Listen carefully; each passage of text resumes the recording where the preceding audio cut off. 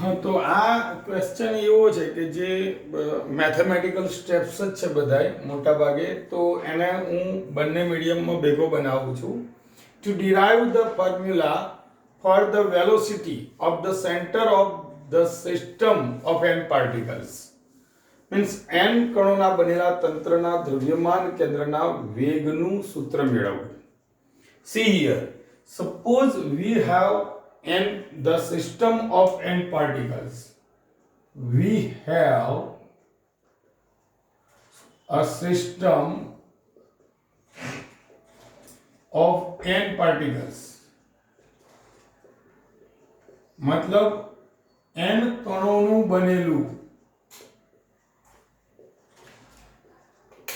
તંત્ર છે.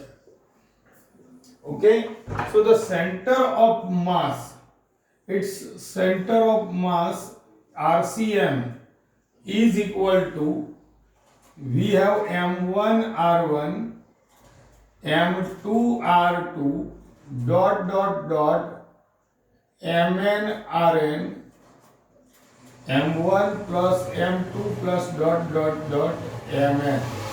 આપણી પાસે सूत्र है RCM बराबर m1 r1 वत्ता m2 r2 वत्ता dot dot dot mn rn, અને અહીં આગળ છેદમાં તો ખબર છે ડિનોમિનેટરમાં m1 plus m2 plus dot dot dot mn. So it is RCM is equal to, here we have RCM is equal to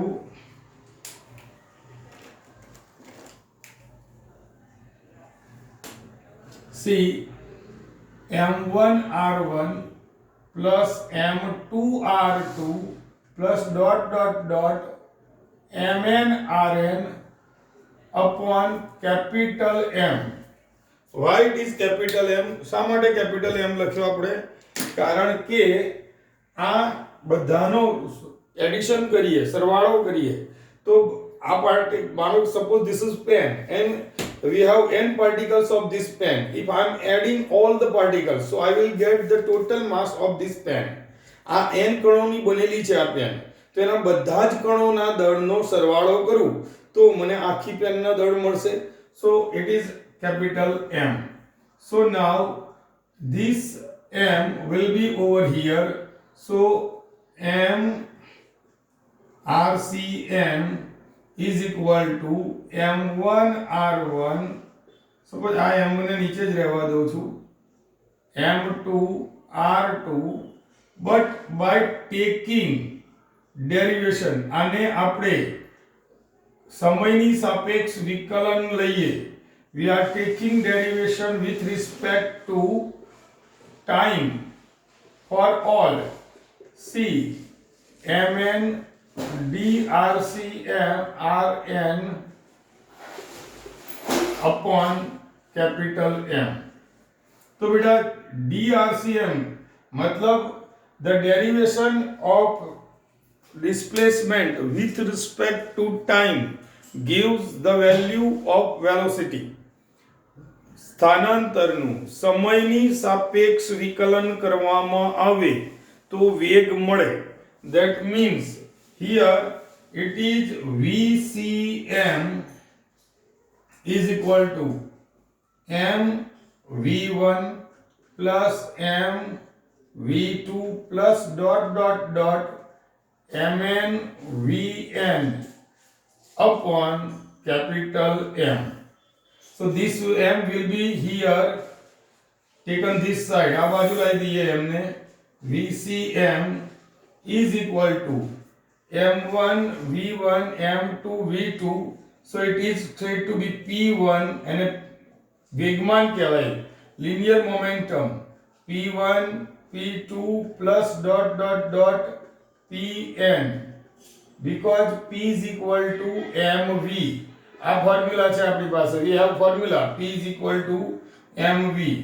So mvcm is equal to capital P, that is the addition of all these linear momentum. આ બધા રેખીય વેગમાનોનો સરવાળો એ આપણે p લઈ લઈએ તો આપણી પાસે પહેલું ફોર્મ્યુલા આપણી પાસે આ આવ્યું કે માસ mvcm, તો આને નીચે લઈ જવું તો p upon m પણ થઈ જાય, પણ આપણે ડિરાઈવ કરવું છે ફોર્મ્યુલા ઓફ vcm, તો આ vcm નું ફોર્મ્યુલા અહીં આગળ પતી ગયું.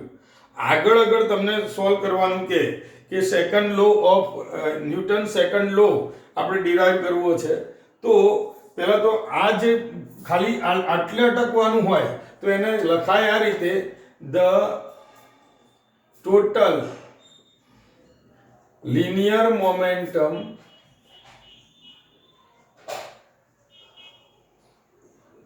of the system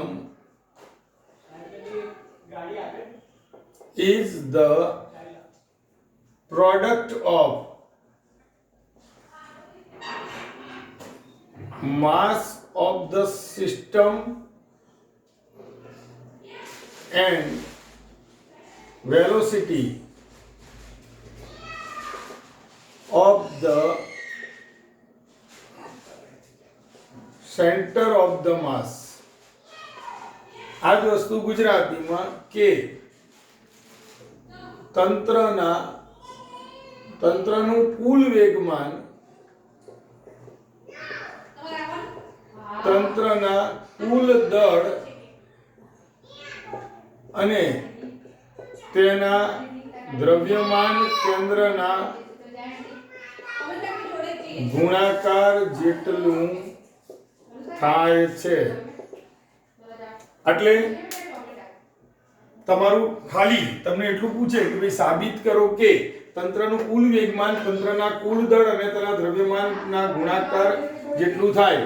તમને એવું પૂછે કે prove that the total linear momentum of the system is the product of mass of the system of total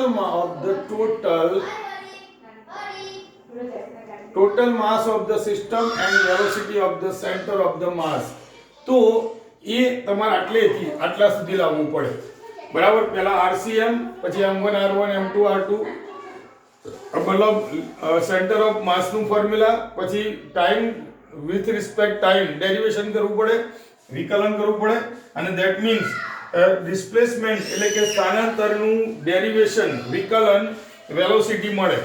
તો આપણે એને વેલોસિટીમાં કન્વર્ટ કર્યું, એટલે કે વેગમાં કન્વર્ટ કર્યું, અને M1 M2 Mn હતું એનું ટોટલ માસ m કરી દીધું, અને નીચે વાળું ઉપર લઈ ગયા, અને P is equal to mv, that means m1 v1 p1, m2 v2 p2, mn vn pn, અને આ ટોટલ બધા લિનિયર મોમેન્ટમ એટલે કે રેખીય વેગમાનનો સરવાળો કેપિટલ P થઈ જાય, બરાબર. તો આ તમારી પહેલી વસ્તુ. Now again derivate with respect to time, ફરી વખત સમયની સાપેક્ષ વિકલન કરો બંને બાજુ, dp upon dt. So dv upon dt, that means derivation of velocity with respect time, વેગનું સમયની સાપેક્ષ વિકલન કરો, you will get acceleration, તમને પ્રવેગ મળે. એટલે acm is equal to f. Here this is the Newton's second law. This shows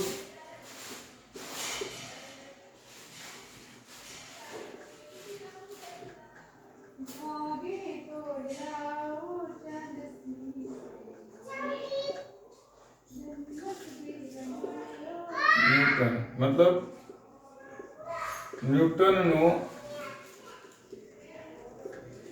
ગતિનો બીજો નિયમ દર્શાવે છે. Okay, so please prepare it. Thank you very much.